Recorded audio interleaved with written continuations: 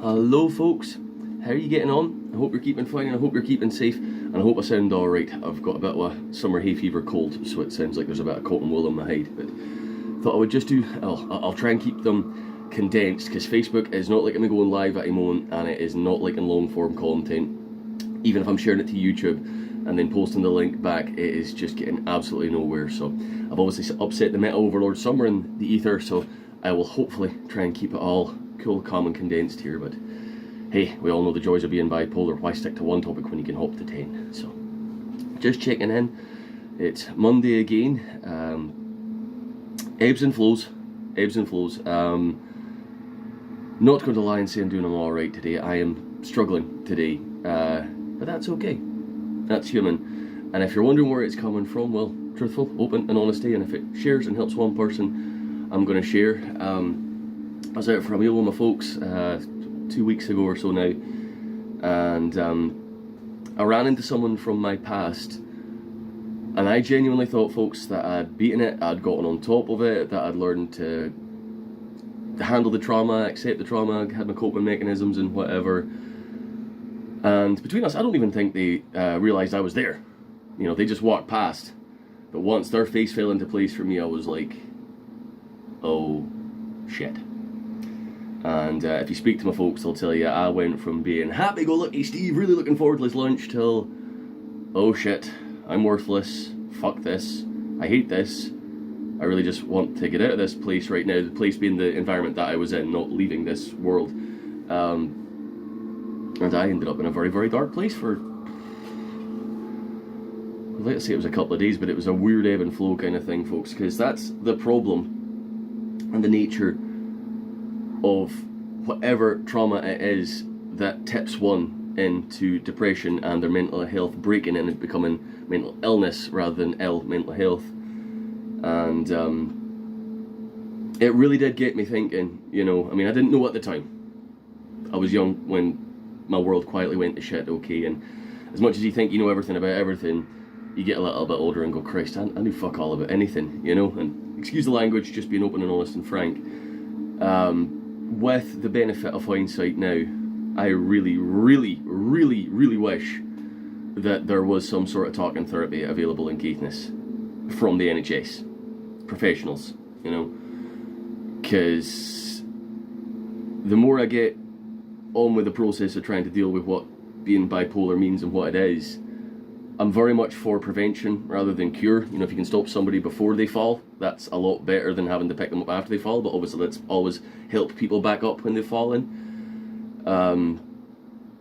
Because that situation, and it's only with the benefit of hindsight, it's always 2020, you don't see it at the time, it's what led me down a path to self-medicate with alcohol and drugs, because it wasn't a pain you could show on the body, you know, it wasn't some huge gouge, it wasn't a broken bone, it wasn't like blood spurting everywhere.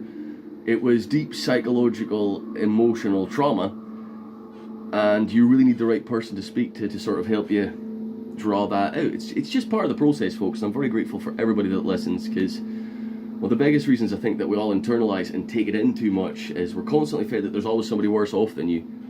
There always will be. That's the nature of existence, folks, but that doesn't negate your suffering. Somebody can drown in a few centimetres of water and they can drown in the ocean. You know, it's still suffering. And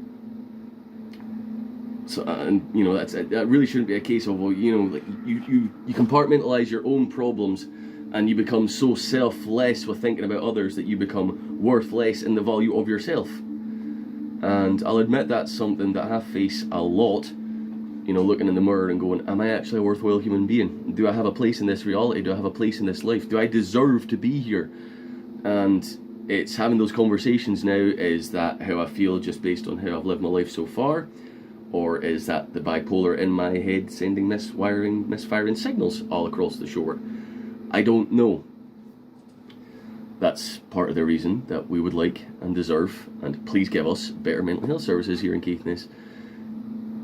And as I say, it just got me thinking how many folks are like that, you know? How many of us are out there, you know? You wouldn't see it on our faces, you wouldn't see it on our bodies, but something, it could be a sight, a sound, a smell. As I say, for me, it was just a face. It didn't speak, didn't engage. As I say, I don't think the person even knew I was there, okay? You know, that's the power of the trauma, that it can just take you right back to that moment, and I was 17 years old again and just screaming at the world, why the hell is this happening to me? And like I say, 17, 18 years later, I thought I'd gotten on top of that. I thought I'd developed the good techniques to, you know, survive, and I don't have them. And it's not okay that I don't have those coping mechanisms, but it is okay that as a result of trauma, one suffers, you know? And I think, some saying I statements, a lot of thinking, think a lot. That's the thing with mental health and mental illness, you know, people make such demands and we need to see it. No, you don't. You know the wind's there, you can't see it, you know? Heavy analogy, but just because I can't take out my brain and show it to you and say, look, that part's not working, this part's not working, and something's going a bit skew-iff here, doesn't mean it doesn't exist. And, you know, like I did post the other day for folks that say you talk about it too much. Well, as the other thing I'd say, I'd rather listen to you folks and hear your whole story and have you still here on this precious planet than be listening to a 15-minute, half-hour eulogy at your funeral. And that's genuine, folks, and hopefully with everything that No More Lost Souls and what I do and what my folks do, because it's us, it's me, mum, dad, my sister, and my brother-in-law doing things now. I just hope you know that it is true, it's honest, it's genuine, it's not being bought and sold from any other place. It's just one human being with their bipolar speaking out and saying, look, hey, we're here, we exist, stop stigmatising us, stop bullshitting it, stop saying it's all in your head, stop saying get over it, man up, and all the other shite that doesn't and has never worked, and the absolute one I love, calm down. Don't think anybody in the history of being told to calm down has ever calmed down by being told to calm down. And, you know, it does make it difficult. But if hopping on and doing a video like this, you know, just me, phone, talking, if it just helps one person, that is the ultimate point of this campaign. It's not about having the most likes on Facebook, it's not about having thousands of shares and whatever.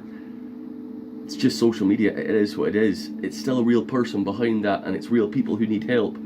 As long as real people are getting the help that they need, then, you know, each day I hope I can get up and say we're working towards mission accomplished, you know.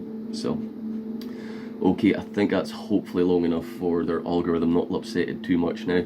I hope there's some good stuff in here for you folks, and whatever you're facing, please know that you're not alone. I do care, I genuinely care, and I'm going to keep caring. It's in the title. I want a world, maybe beyond my lifetime, where there are no more lost souls and people can look to each other and be found. And it's as simple as that, and that they talk about their mental illness the same way that they talk comfortably, freely and openly about their physical illness. Because it is physical, it's up here in the head. Just behind the brain box, or inside the brain box. So folks, whatever you're at, whatever you're doing, thank you so much for listening. It means the world, the galaxy and the stars. You have value, you matter.